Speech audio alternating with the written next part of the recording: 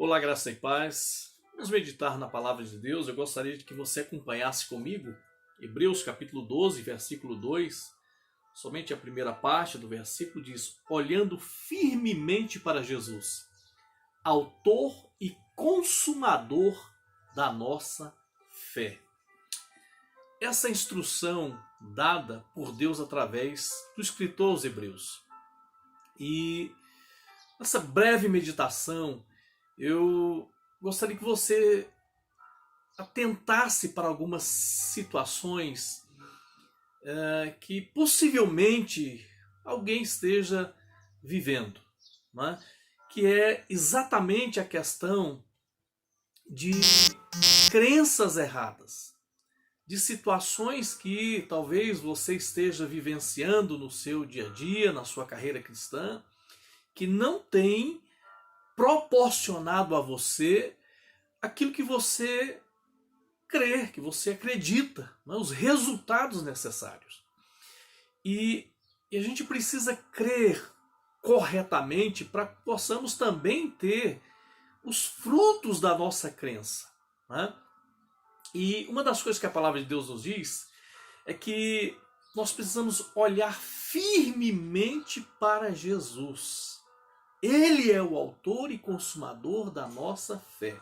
Em outras palavras, tire os olhos de si mesmo, da sua performance.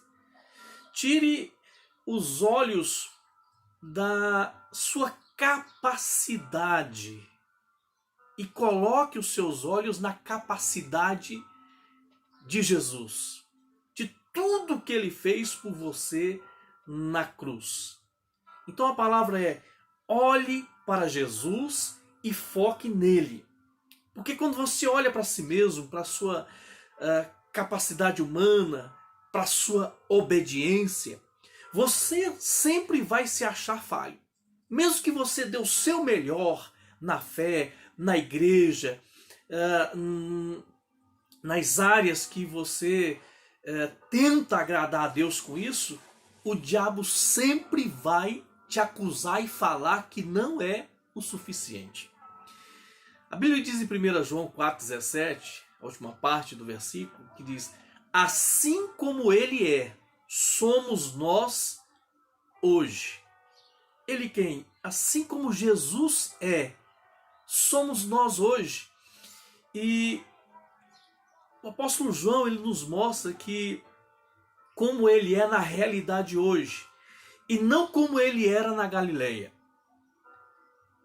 O Jesus que começou a obra e consumou na cruz, ali na Galileia, humanamente falando, um homem como qualquer outro, né, que viveu e passou todas as necessidades, como nós passamos também no nosso dia a dia. A palavra não está dizendo daquele Jesus que operou sinais, maravilhas, coisas extraordinárias, mas está falando do Jesus hoje, que está à direita de Deus, reinando. E assim como ele é, está falando do presente, somos nós hoje nele. Então nós podemos reinar em vida nessa terra. Mas para isso, nós precisamos crer corretamente. Quando nós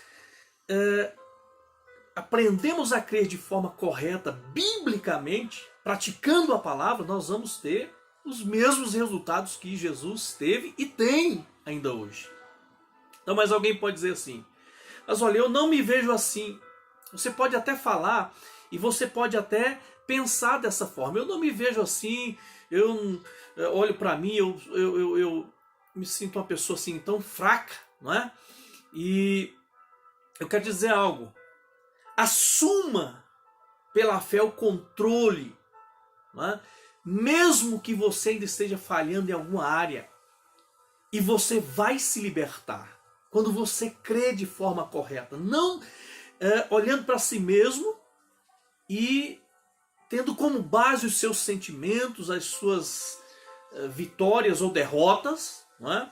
Mas você precisa assumir pela fé o controle. E esse assumir pela fé o controle é você ter consciência que você está progredindo, você está crescendo, você está alcançando níveis de maturidade, você está alcançando níveis de cura, de transformação no seu dia a dia.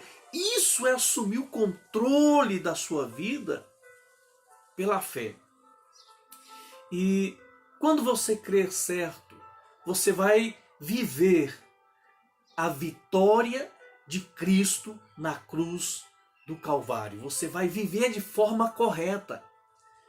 Mais uma vez eu vou focar nisso, eu quero que você preste atenção nisso. Pare de olhar para a sua performance, eu quero agradar a Deus da minha forma, eu acho que tem que ser assim, eu acho que tem que ser daquela forma. Não é? Então, o que você e eu precisamos muito nesse tempo é ouvir sobre a graça e aprender sobre a graça de Deus. Porque é nisso que nós somos fortalecidos. Porque é o favor imerecido de Deus. Isso é entrar no descanso da obra consumada de Cristo na cruz do Calvário. Mas quando nós ouvimos a mistura de pregações e milhares de temas, de assuntos, nós caímos da graça. E aí entra a confusão. E é onde a maioria dos cristãos, talvez seja o seu caso, você se sinta fraco, oprimido. Você se sinta incapaz de viver a sua fé. Por quê? Porque entrou a confusão. São tantas misturas que as pessoas trazem, não é? E sem a revelação da graça de Deus. Então a graça, ela vai operar na sua vida. E ela vai te ensinar. Ela vai proporcionar a você o poder para você viver a libertação, a cura. Vai proporcionar a você a fé, o descanso na obra consumada de Jesus. Você vai parar de lutar com as suas forças. Tentar agradar a Deus do seu jeito, da sua maneira. Então, alguém pode perguntar, mas e a santidade? Mas e isso e aquilo? Irmão, para com isso, minha irmã. Para com isso.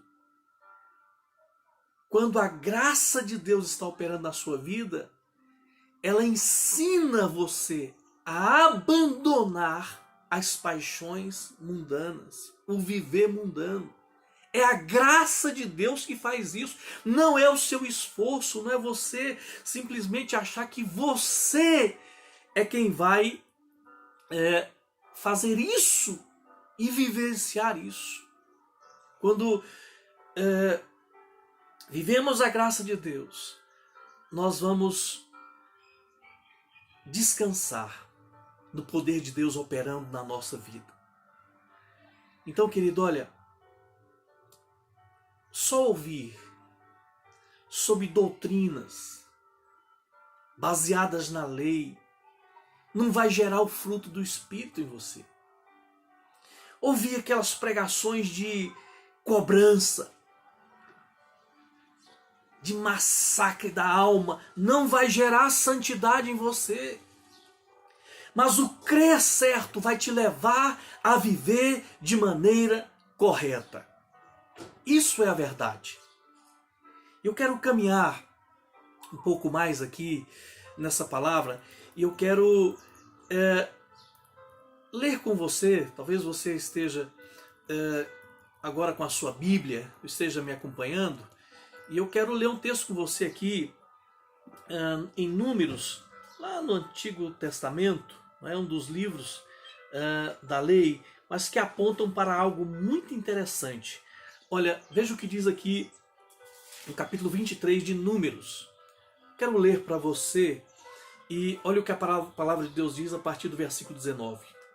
Deus não é homem para que minta. Veja, nem filho do homem para que se arrependa. Porventura, tendo ele dito, não o fará, ou tendo falado, não o realizará? Olha isso. Recebi ordem de abençoar, ele abençoou e não posso revogar. Essa é uma das profecias que Balaão, ao se vender para Balaque, enquanto o povo caminhava no deserto rumo a Canaã, Balaque tentou comprar Balaão e fazê-lo amaldiçoar o povo de Israel naqueles dias. Mas ele diz: eu recebi ordem de abençoar e não posso revogar. Versículo 21 diz: não vi iniquidade em Jacó, nem desventura observei em Israel. O Senhor, seu Deus, está com ele. Veja, e entre eles se ouvem aclamações ao seu rei. Só até aqui, querido, nesse texto. Para a gente não ficar com um vídeo muito longo, medita sobre esse texto. O que Balaão está falando aqui é que ele recebeu ordem para abençoar. E que ele não viu maldade, que ele não viu problema no meio do arraial. Ele não viu. E o que isso quer dizer para mim e para você hoje? Eu quero te fortalecer com essa palavra. Deus nos vê por outra lente. Deus não nos vê pela lente do olhar humano, das críticas, das cobranças. Deus nos vê por outra lente, pela lente do sacrifício de Jesus na cruz do Calvário. Ele já vê a obra consumada, ele já te vê completo em Cristo. Ele já te vê abençoado, ele já te vê sarado, ele já te vê próspero, ele já te vê liberto, ele já te vê cheio de vida e vida com abundância. Então ele não nos vê como os homens veem. Os homens olham para nós e veem nossas falhas. Mas Deus te vê justo em Cristo. Então nesse texto, especificamente, ele não disse que não havia falhas ali. Ele disse que não viu nada de errado em Jacó, em Israel. Então eu quero te dar um conselho. Pare de olhar as falhas dos outros. Pare de olhar para si mesmo, para a sua performance espiritual. Se você está santo, ou santificando-se, ou se... Pare de olhar para isso. E, de outra forma, a palavra de Deus diz assim: não chame de impuro o que Deus santificou. Porque embora a gente não sinta, e Deus nunca nos chamou para viver de sentimento. Ele nos chamou para viver pela fé na sua palavra, acreditando que aquilo ali já foi feito. E você vai dar um salto lá na frente no seu crescimento espiritual. Então, não ande no natural. Não seja criança, não seja menino no entendimento. A palavra de Deus nos diz que nós somos completos no Espírito. Nosso Espírito está pronto. A nossa alma precisa de ajustes, ela está sendo salva à medida que a palavra de Deus nos preenche, a palavra de Deus nos guia, nos fortalece e alcança o nosso entendimento. E eu quero crer que você vai, a partir dessa palavra, você vai descansar no Senhor. Sabe por quê? Porque só os maduros em Cristo, eles vivem essa plenitude da graça, do amor, do descanso e da fé.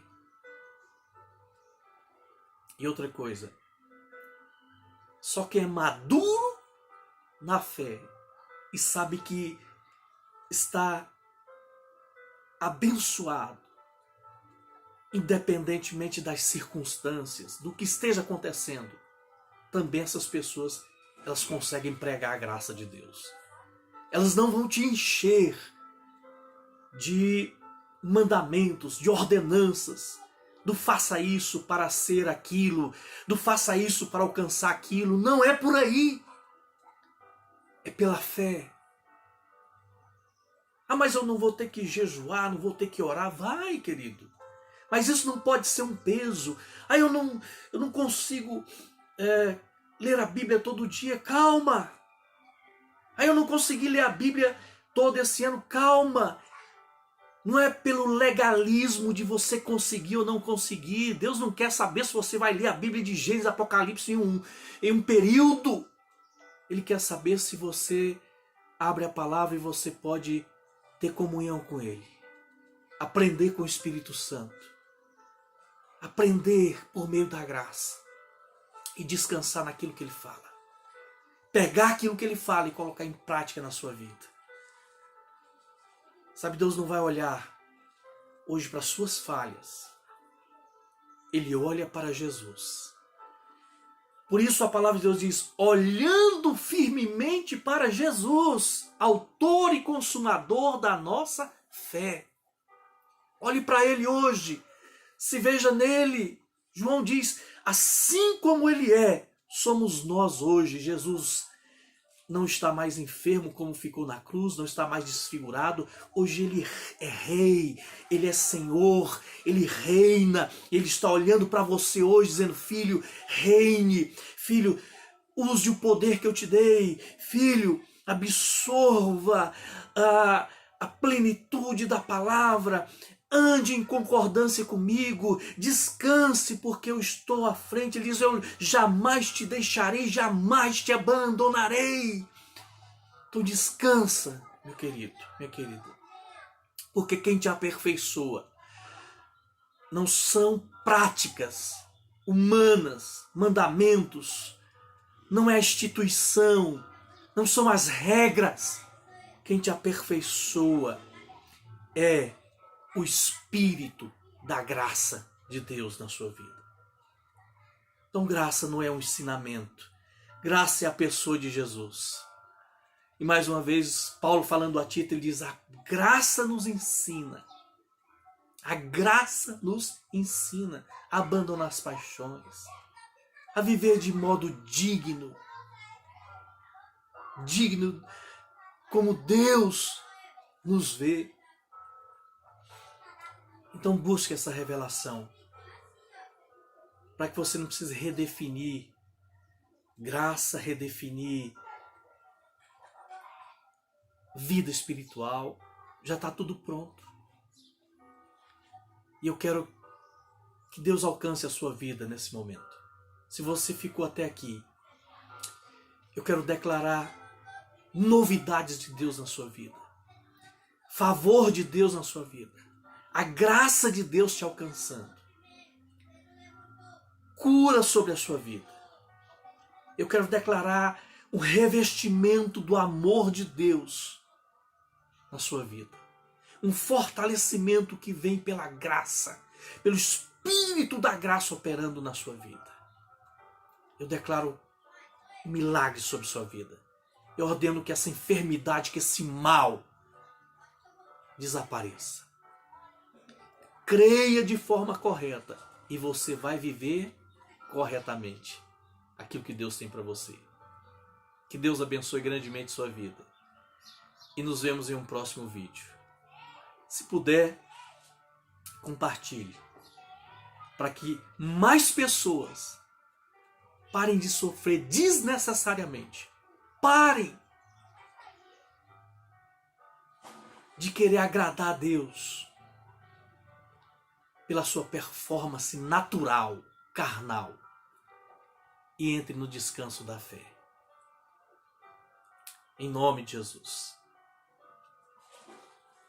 Que haja um revestimento do amor de Deus e que aí onde você está flua uma unção nova e que esses dias sejam dias de crescimento, de prosperidade, de novidades. A palavra de Deus nos ensina no que nós devemos pensar. Então não pense menos de si mesmo. Não pense em coisas ruins. Tire isso da sua mente. Comece a pensar em coisas boas da parte de Deus. Ah, mas se acontecer alguma tragédia, alguma coisa ruim, uma doença, nunca diga que você está mal, doente. Diga, isso vai passar. Isso passa. Porque o que Deus tem para mim é o que Jesus conquistou na cruz do Calvário. E assim como Jesus é hoje, eu também sou. E você está nele. Entregue seu coração, sua vida para Jesus hoje. E entre no descanso de Deus pela fé. Olhando firmemente para Jesus, autor e consumador da nossa fé. Deus abençoe grandemente sua vida. Em nome de Jesus.